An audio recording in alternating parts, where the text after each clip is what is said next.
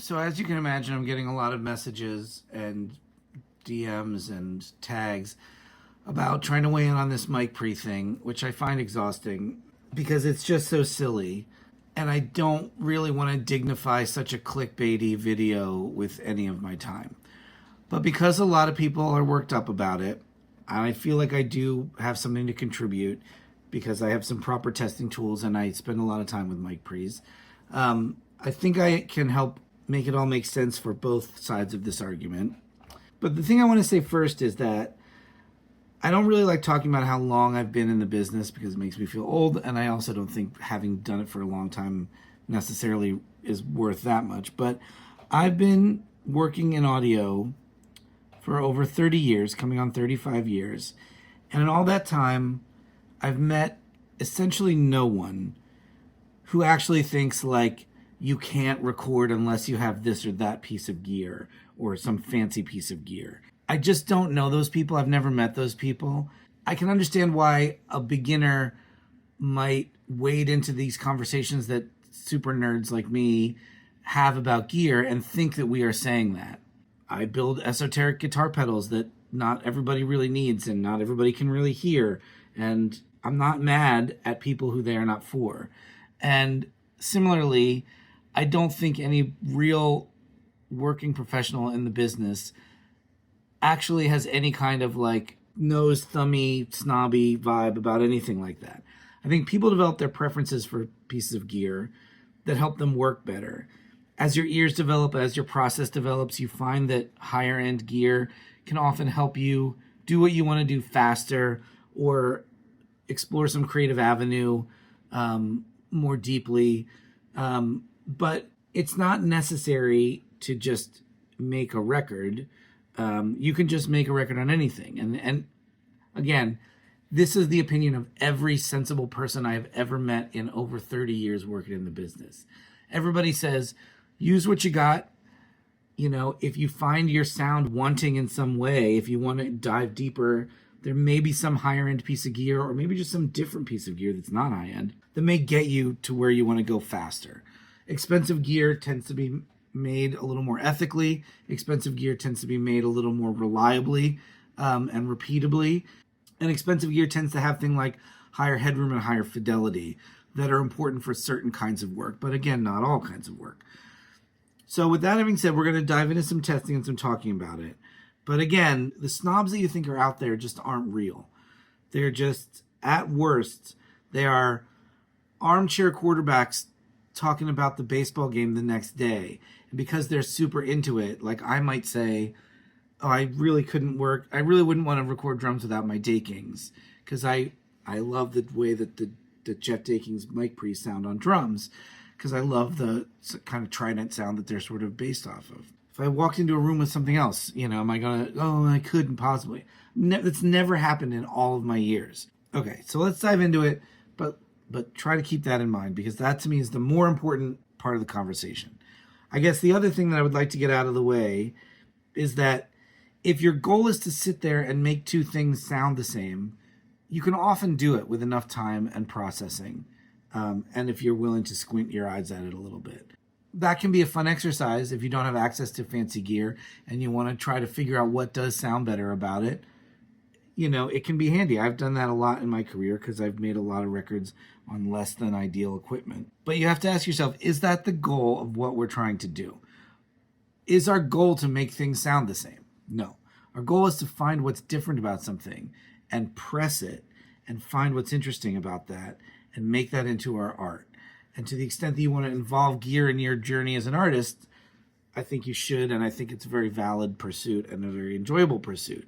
And to the extent that it doesn't interest you, and you just want to turn on a mic pre of any variety and record your songs, I think that is also a very valid process. And even some of my own favorite records are made that way. And sometimes I'm envious of people who are free from the gear journey because this does basically eat up all my time. So the first thing I want to try to show you is just a few interesting things about how we measure mic pre's with proper software. You'll see behind me on the bench, I have some mic pre's that were just easy to bring over. We're looking at just one preamp right now. We're looking at the Behringer 1073 clone. I was curious how it sounded. It was a good deal. I wanted to try it out. And it's a handy comparison because you may or may not know that I've been working on some of my own mic pre-designs, and it's handy to have a lot of stuff to test your designs against to see how you're stacking up. Obviously, you've seen this sine wave now because this is what dude is using to test it, and he wants to use it at, I think 200 or 300 hertz or whatever. This makes it look like, in this little low distortion figure down here, let me just walk you through the thing. This is the level that we're looking at. This is the gain that the preamp is making. I have it set to 30. So you set this one to 30, and it's making 28.253. The generator is set at minus 50. And so you do that little bit of math, and it comes in at minus 21. Great, this all makes sense. You can see the level of the THD and the ratio of the THD. We're not getting any phase measurements because there's nothing to measure it against right now. I don't think you can set this one to just input to output. You have to. It has to be relative. Okay. So the first thing is you see a pretty low distortion figure and you see a really smooth sine wave and you think this mic pre is really flat. The first thing I want you to know is that a square wave will show you a lot more about what's going on with something.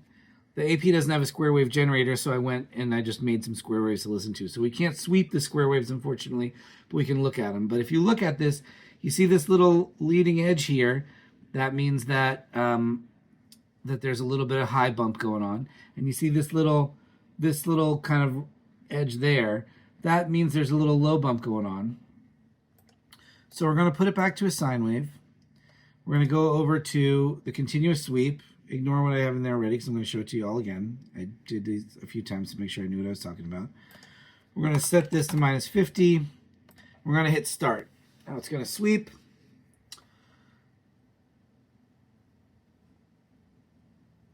And it looks great, right? Let's do this. Oh, wow. It looks great. So you can see there's a little high bump and a little low bump on this Behringer mic pre. It's not a lot, you know what I mean? But it's there. One thing I want to show you that's really interesting is the first part of this, I just want to be about how deep you can go looking at these things and how much you need to know about the testing process before you can actually test something. All I'm going to do is shorten this sweep time. Let's do this one again so you can hear it. This is a 5-second sweep. Right. Now you all are probably familiar with the kind of fast chirp sort of sweeps that you do in like room tuning software. I'm going to hit the append graph data thing so that we can start layering some things to look at. So all I've done is shorten the speed of the sweep, and you'll hear it. And I want you to notice that the fast sweep measures the low end inaccurately. So when you have those cute little things that are zapping your rooms that I know you all use, even though I've told you not to, when you have those things that are zapping your rooms, that fast zap is likely to be pretty erroneous at low frequency, just as a thing. I'm going to turn this off because we don't need to listen to those sweeps all day. I'm going to put this up to 5 seconds because that's long enough that we get the whole thing. Great. We're not even going to touch the mic pre right now. Look at the screen. You're able to configure the output impedance of the device, so to simulate different microphones, and you're able to change the termination impedance. So right now we have this set at 100 ohms source impedance, which is really good. Most good microphones will be lower than 100, but not all. And then we have a 200K load, which is a really nice, strong input impedance for a device like this. So it shouldn't be loading the mic pre at all, basically. But for the sake of argument, let's say you had a higher impedance microphone plugged into it, something that was like maybe 600 ohms. Now 600 ohms is the number that's there because it was a really common termination in the early days of audio. So if you were to take this mic pre and to plug this into an 1176 or something that has a 600 ohm input impedance, you'd want to know that what the mic pre does, right? Does it do the same thing? Let's see. Boop, it's sweeping now. and it's going to come up in a sec. And you're going to see that just changing what's going into it. Let's move this guy out of the way. Where is it? It's not even there. Boop. It's way down here. We've lost 5 dB of gain, and you can see that the little lovely humps that were on the top of the thing, this is completely gone. This is much lower. There's a way to look at this called relative level. So we're going to normalize it at 200 hertz. So what this is doing is just taking those waves that you saw, lining them up at 200 hertz so we can see them. And you'll see that there is, you know, a 1 dB difference at 20K in the frequency response. Remember, it also lost a lot of gain. And in the low end, it's a little bit less, but it's still there. Okay, great.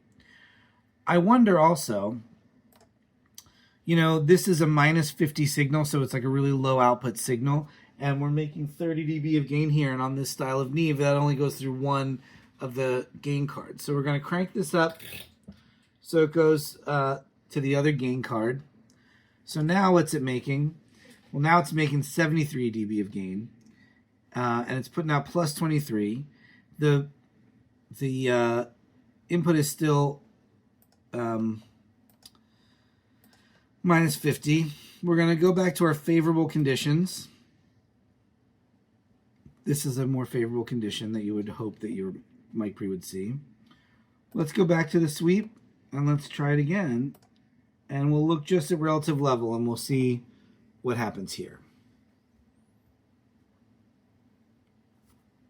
Okay, so you notice hitting it that hard, there's a huge dip in the low end. Trying to push that much level through it pulls on something. It could be pulling on the power supply. I'd have to pull apart the schematic and try to look at it if I wanted to optimize this to be able to put out that low bump at really high level. But suffice to say, you can see that it's rounded off in the top end, even though we're back to our favorable conditions, and that it's really rounded off in the low end. Now, when I say really rounded off, I want you to notice it's at 50 hertz. This is still less cut than would be on an average high cut filter. In fact, maybe just to show you what that would look like. Oh, that one doesn't have a high cut filter. Whatever. Okay, another thing I want to show you is we're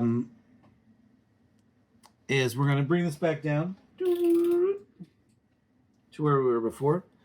Now remember, where our favorable conditions, which is a low output impedance from our microphone, we're assuming that we have 100 ohm source impedance. Well, this style of Neve, or Neve clone, has a low Z switch. So we're going to push the low Z switch, and we're going to hit start. So all we've done is change the input impedance on the preamp. We're back to our original thing. So this should be exactly like this guy. Is it? It's pretty close, but I wonder what that looks like in terms of the actual RMS level. Let's sort all these out. Oh, that gained us, what does it look like? About 5 dB.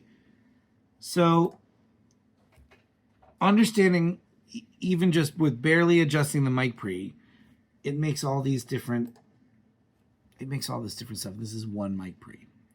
So I'm not going to walk you through all of this with all these different mic pre's, but we're going to go through a few mic pre's so you can see for yourself that they do, in fact, have different sounds. First, before we get there, some of the things you want to get familiarized with that I'm going to go through. Here's your THD ratio. So you can see that that first one is way down here. THD is down here. When we started to crank it, what happened? Oh, look. A huge jump in THD down here and down here. Now remember, when we were measuring it at 300, the 300 is still down to 0.1, but the 20 hertz is in the 20%. Again, these are outside cases. This is like for advanced use where you're trying to push the bandwidth and push the frequency response or the distortion response in some particular way that you want. But even just notice that, like, using the low Z switch properly can drop your THD a little bit. And that can be important to know if you want a cleaner sound or a dirtier sound. Another fun thing is you can look at the distortion response. This is the sum of all the harmonics, but what if we just want to know like what the single harmonics are doing? Second harmonic, third harmonic, etc. Maybe we can try to like zoom this in so we can see everybody. Still notice how like you start to push it and it gets way different up there. And what really changes is like low end distortion. So you have to decide for yourself, does low end distortion sound good on the music I'm trying to make? There's many answers to that question, and there's no low end distortion police that tell you have to do it a certain way. But it is important to know how to get it if you want it, how to get rid of it if you don't want it. All sorts of other things we can look at. There's not going to be much phase difference because we're just looking at one mic pre, but that's going to come into play pretty soon. Now I've set it up to do two mics. We're going to keep our favorable conditions. We're going to imagine we have a low Z mic and a relatively, modern, some modern line inputs are going to be 10K. Some modern line inputs may go up to 200K. Old gear is going to be 600 ohm. So if you really want to get into this stuff, you want to look at it all these different ways, because some mic pre's will change more with a load than others, So you got to know that. There's just a lot to know, I think, is part of my point here. Okay, so we're firing up a second mic pre. So we still have that Behringer there. And now this this blue line is a Slate VMS1. I worked at Slate for a while, and Paul Wolf and helped us design this mic pre, and that's where Paul and I became really good buddies, and he helped me learn a lot of stuff. And so we're going to match this as closely as we can. That seems pretty close to me, 28.3, and it seems to be matching pretty well here. And let's look at this over here. These look pretty good. You can see the noise floor is about the same. There's a little bit of a hum in this one, but that may just be down to, you could probably ground something properly and that would go away. You may want to be grounded a different way. I'm just throwing these things on the bench to make it quick.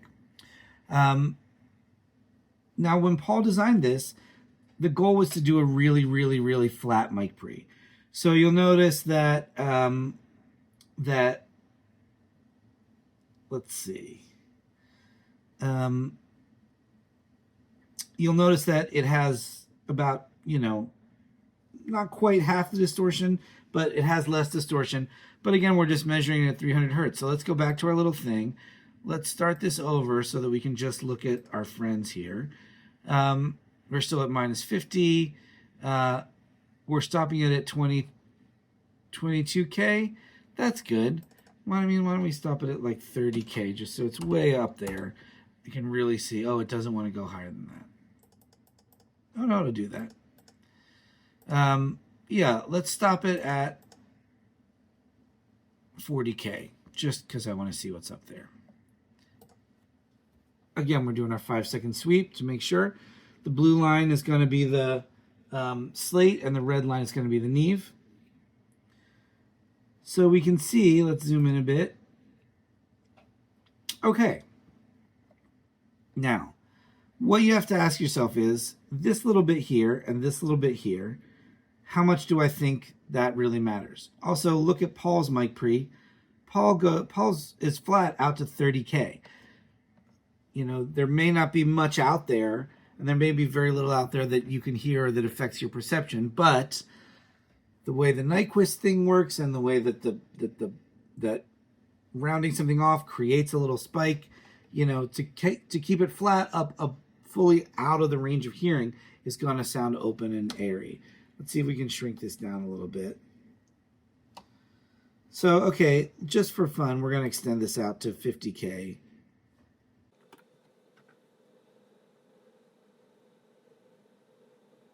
Great. So you can see Paul's VMS1 design is flat out to 50K. The Neve is rolling off. Nobody's going to complain about it because it's above 20K, but you can see that it causes a little spike around 15K, which is why they sound a little kind of like bright. It's a small amount. If we do a relative level, though, you start to see that these humps are like, they're like little cute cat ears on the signal. What's the phase relationship? This is the different phase that these are all doing, right? THD ratio. Look at how much lower distortion the VMS1 is in the low end.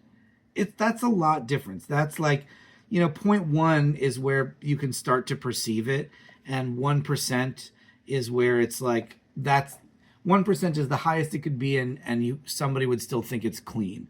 So to be 0.2, that's audible. That's going to be audible distortion. Same with all this. Now this 005, nobody's going to hear that. So really, it's not until you get up into like the 3K and the 5K range that the slate starts to have the same kind of THD as the Neve. So again, if you're looking for a really clean sound, a really clean flat sound, which is what that was designed to do, I have great news for you. It's not that expensive to get that. Some of the beautiful color of the Neve is expensive to get with transformers and stuff like that. But whatever. We're going to keep moving on. We're going to look at the impulse response. The VMS-1 is an IC-based fast mic pre. Neves are often described as slow. Look, you can see it right here. It's about 10 microseconds, which is very tiny, and you would be hard pressed to say a person could hear it. But what it shows us is that the Neve is slower. So when people say it's slower, if you've trained yourself to hear it, it's not an amount that's going to sound like a delay. But that sluggish response is going to contribute to a sound, because some sounds are legato, some sounds are staccato. You know, how these things blend together, the really complex waves that we end up putting through it really make a difference. So the Neve, the transient response is a little softer, and it's a little slower overall by like 10 microseconds or maybe less. The slate is fast and clean. That's what Stephen wanted. That's what Paul did. It's fast and clean, right? So, okay, let's go back to our monitors. You can also look at an FFT that has some square waves in it I was working on before. So, okay, what is this doing? This is just going to lay these waves over each other so that we can look at them. And you'll see, like, even though we've tried to match the gain pretty close, the shape of these waves is different because these lines line up and these lines don't line up. So that means the shape of the wave is a little bit different. Now, are you going to see this in your plug-in meter in your DAW? No. The plug-in meter in your DAW is designed to only have the kind of resolution that's going to be meaningful for like an audio engineer trying to help you make music. They're not designed to be fast. They're not designed to be accurate. They're not designed as test equipment, because test equipment requires all this other huge piece of hardware, huge piece of software. It's not necessary for those plugins, but therefore you can't use them as measurement tools. Sometimes using a piece of string is sufficient to measure something. Sometimes you want to get a ruler, right? And it kind of depends. So, okay, here's the FFT. Now, here's what we want to do. What happens when you start driving it? Both these things run on plus minus 15 rails. The Neve is probably changed to plus 24 on the inside, unipolar, because that's what Neves are. But the rails going into it are plus minus 15 because it's a lunchbox. Same with the slate. So let's start cranking this and let's see what happens. This is going to be able to go up for a while because these both should be able to put out about plus 20 clean. So let's keep going up. We're at plus 8, we're at plus 12, plus 16, plus 20. They should start distorting a little more now. You'll notice the THD ratio has actually gone down because we're adding a lot of level. This would be like a really hot mic. I mean, this is actually like above line level. This is like plus 4 is line level. But relatively, the distortion is lower because these circuits are able to do this clean. Although, again, look, this number is really low. But look at the shape of it. You know, the slate was less noisy at lower volume, but as you start to hit it hard, it starts to get noisier. The Neve has some discrete bumps where the harmonics are, but this is just ringing a little bit, you know, in a little bit wider bandwidth. But okay, let's keep pushing it so we can see what it's like when we really hit like 1% THD, which you just hit at some level. So it's, there we go. Hang on, there we go. Okay, so the slate is clipping here. The Neve's not clipping yet. So to be fair to both, let's get them both to clip. Maybe what we'll do is,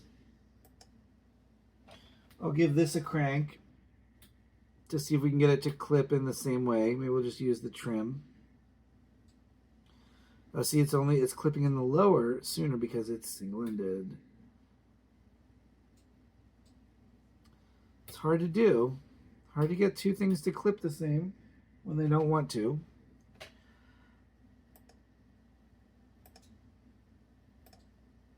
Maybe what we'll do is try to turn the slate down a little bit to give him a little breathing room. Try to make him look kind of similar. So the Neve is starting to square off on the top a tiny bit. This is squaring off pretty evenly. That's squaring off a lot on the bottom. So, like, okay, great. Let's set this back to the same amount of gain.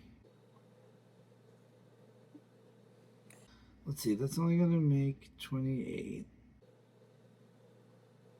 I guess it's going to be harder to match those up while they're distorting. So let's go over here and let's look at this. Let's go back to our RMS level. Let's go right to relative level because that's what we want. We want to append the graph data. And we want to see if the frequency response is the same as you hit it harder. Okay, so putting it out at the top of its thing, you can see that there's distortion, but the frequency response is still pretty good. Now, what happens if we load them down and change this and start going to all these non-ideal conditions, right?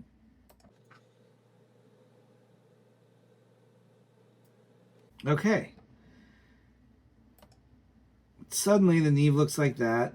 You know, Paul did his best. This is holding up as very clean even as it's starting to clip. So, okay, let's go back down to where we were, minus 50. Let's match this up again so we keeping it same. Oh, look, we're pretty good still.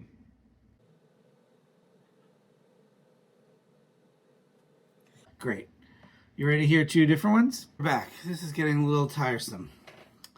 But we got two more mic pre's in there now. We got an RTS that's old Jensen transformers on the old Jensen transformer on the output, old Bayer on the input, little 5532. So it's actually kind of like a cross between an API 312 and the interface that's in that focus, the mic pre's in that Focusrite. Because it's a 5532 really simple mic pre circuit on the inside. You could actually go to the Jensen data sheet that I have here on the wall of a 5532 mic pre and see what it is, because it's basically that design with two nice transformers on the outside. And then the other one is a little studio projects that we have laying around. I think Paul also designed that one. We have to call Paul. And I mostly picked those because they're easy to bring over here on the studio. I have some Dakings and some Avalons in the rack that we can do if you want to see how even more high-end shit performs. But let's go. Okay, so we looked at we looked at this. So we were making the gain about the same. Let's look at these two square waves at 300 hertz. Turn on our little square wave. See, you can see that this and that, again, are these small? Yes. But this is where the difference lives if you're looking for it. You can claim that it is small enough that you don't care, and I'm not mad at you for saying that. But to say that it is not there is wrong, and that's why I have to go through all this fucking BS. Okay, let's go back to our sine wave. So we're making about the same amount of gain. Let's just go right over to our continuous sweep. Let's go right to relative level. We're set to our sort of non-ideal characteristics, so let's see how we deal with that. Look at that. So again, Paul made one that's nice and flat. Again, it's a little rounder in the top end, but it's over 20K, so who cares? And that little RTS that I really like the sound of, look at it. I might even want to try to recap it because it's starting to lose low end at 100 hertz, which you would definitely hear. But let's give it a little favorable condition. So again, we unplugged it from the 1176 or whatever, and we plugged it back into the console or to the interface. And we're going to put the better microphone back on it that's only 100 ohms output. We're going to do that. So let's see if we can help that RTS out a lot. Here's the RTS. So look at that. Just changing how you're driving it is changing the sound that dramatically. The Studio Projects one doesn't really seem to care.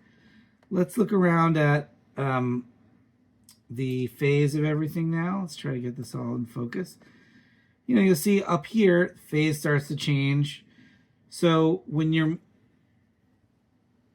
mixing signals together, if you probably all know that like keeping things in phase is very important to get a really solid kind of sound that's not smeary. And so you want to know if there's a lot of phase shift in this or that mic pre. These are all pretty tight, pretty good. But you may, for instance, want to make sure that you were using two of the same ones if the top end was really super critical to your work. You know, if it's not, it's not. Nobody cares. So look at all this variation here. There's all this variation in the THD. And we're not even driving them yet. Like, I'm curious to see what the max input output of that is. Let's look at the impulse response of these things. It's all over the place. What's this one? This is that. Okay, so this one is when we even just like between loading down the RTS or not.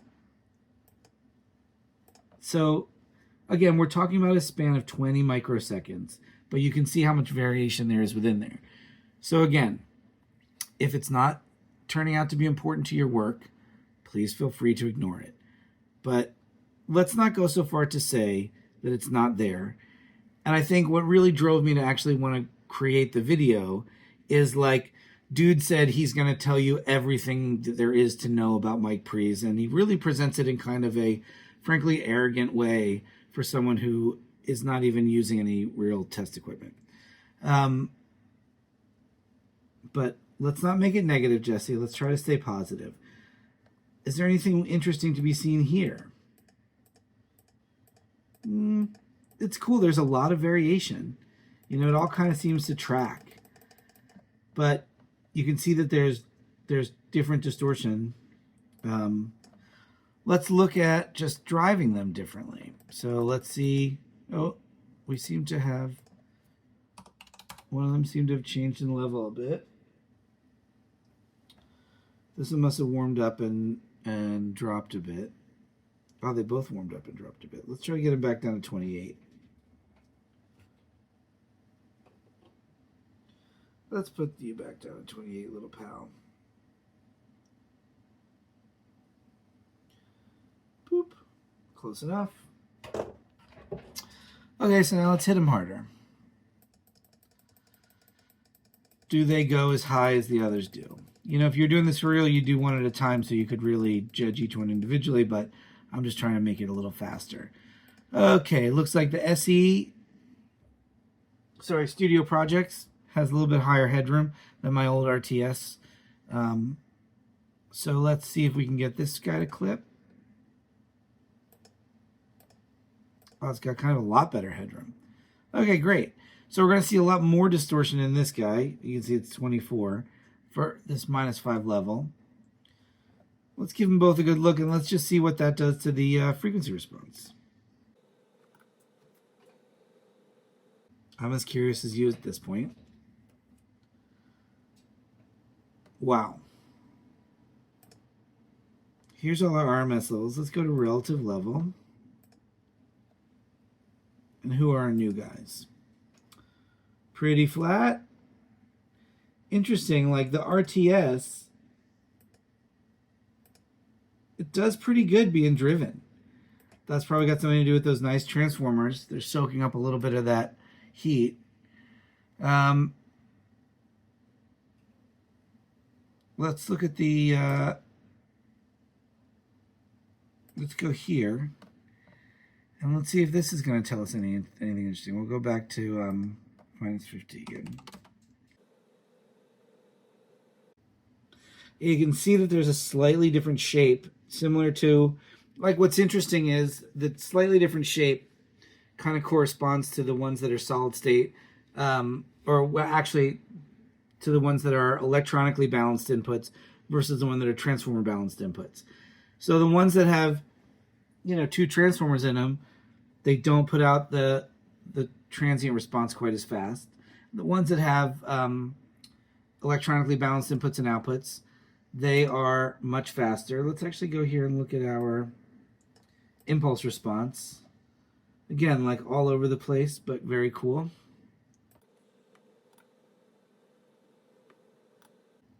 Let's look again at our square wave. Should have taken a picture of that square wave on the other ones. But yeah, so these kind of have a similar tone, a similar like attack qualities, but you see the it's just got a little nose on it, and that sounds different.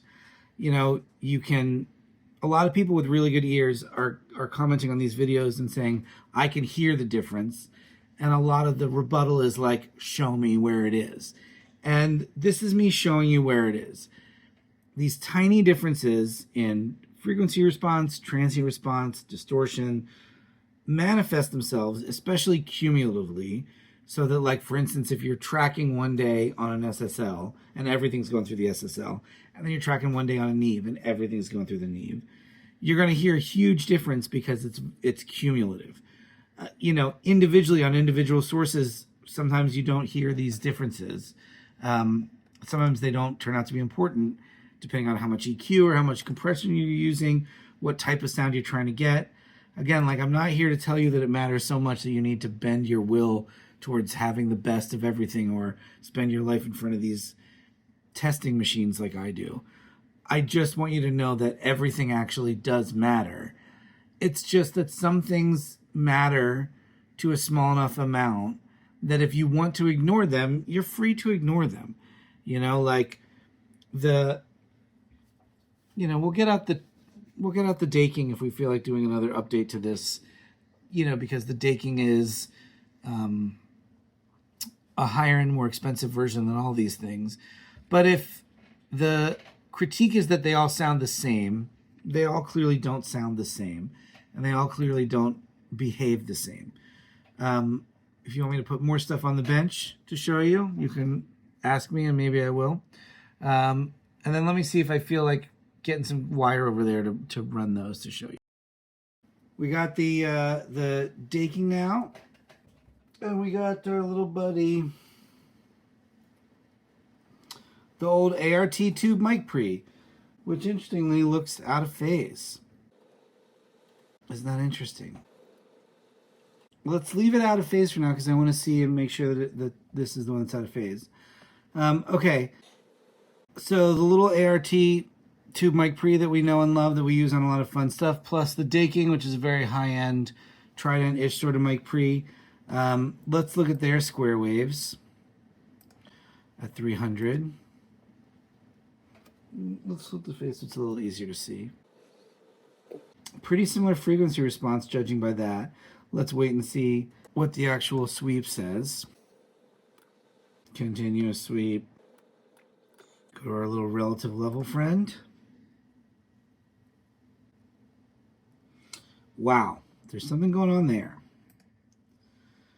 Let's zoom to fit. Who's that? That's that ART. That ART is pretty smooth in the top end, gentle roll off above 20. Has kind of a big runaway bump here that looks like it probably levels out around 5 hertz. That could be the tube making noise or whatever. We could try to figure that out if we were trying to fix it. And then what about the daking? Look at the daking. This is why I love these. Flat, but like really nicely extended. Flat to 10 hertz. Flat all the way up here. I love it. Let's see if we can figure out that phase. Oh, that's just its input to its output.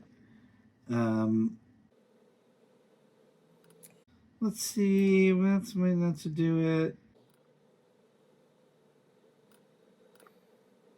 Well, I guess this also just helps us look at each one's thing. So the daking, again, really nice. Oh, look, there it is down there. The daking is the one that's out of phase. Fascinating. Do I have the phase switch in on the daking by accident, Jesse? I may have just had the phase switch in on the daking. Don't tell anybody. Okay, great. What's the THD look like? Digging's down this pretty reasonable range. Again, maybe this is why I like it. It's not quite so THD as some of these other ones. It's also not quite as un-THD as the other ones. It's a little more tame. That ART is really interesting. Gets very distorted up in the harmonic range up here.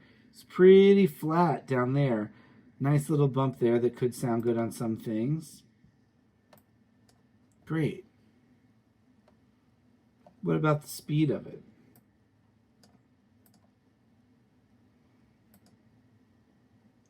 The daking's upside down, so it's hard to tell. Here, let's sweep it again now that I fixed that. We're going to, here's how you do this on the AP. Delete measured 7 and just redo it.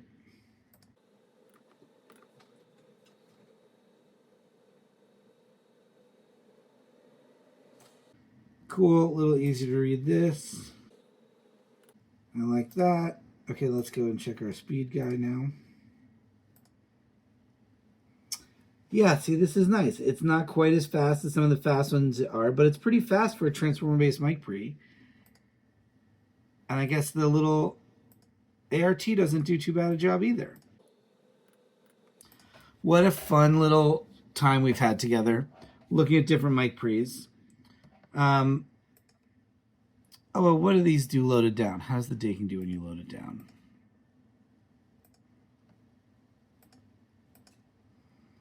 The tube I'm expecting to change a lot with the higher output impedance because the tubes are so sensitive to that.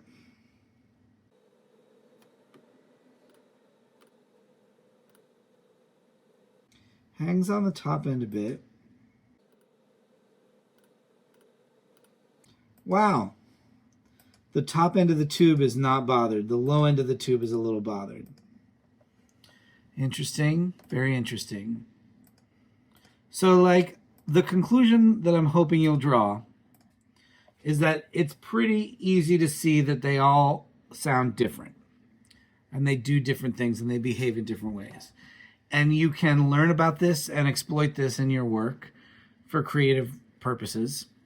And that's really cool. And if you want to make your work free of this and just use whatever works for you or whatever you can afford, I don't think you're going to meet anyone cool who would give you a hard time about it.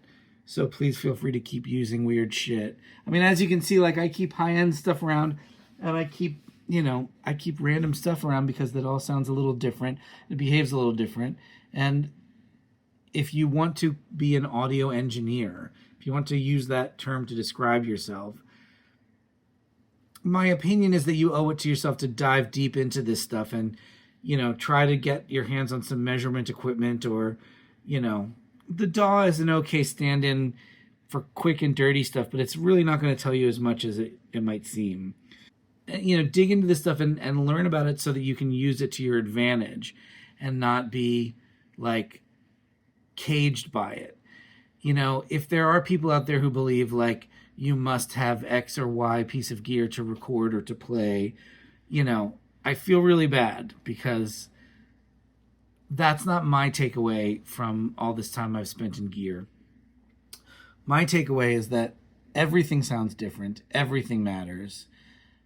It's just like some days you get to decide whether it's a big deal or not. And if you choose to ignore it for whatever reason you have, whether in an ongoing basis or just temporarily sometimes, you can be surprised with some cool results. And hopefully you're, like, enjoying the process, Enjoy the gear thing.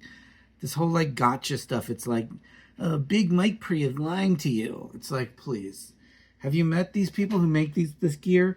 Like, the mechanism just isn't there. It only seems like a conspiracy if you don't understand how things work. And if you want to clear some of those mysteries up for yourself, you can dig into how the stuff works and you can learn about it. It's not particularly hard. I've taught myself most of what I know, and I've had a few good mentors, but, like, I don't have an EE degree or anything. I just do my thing. Anyway, I hope this has helped a little bit with this debate. I'm not like a content creator or video producer, so I apologize if it's a little lo-fi in the production department, but, I got other shit I gotta do.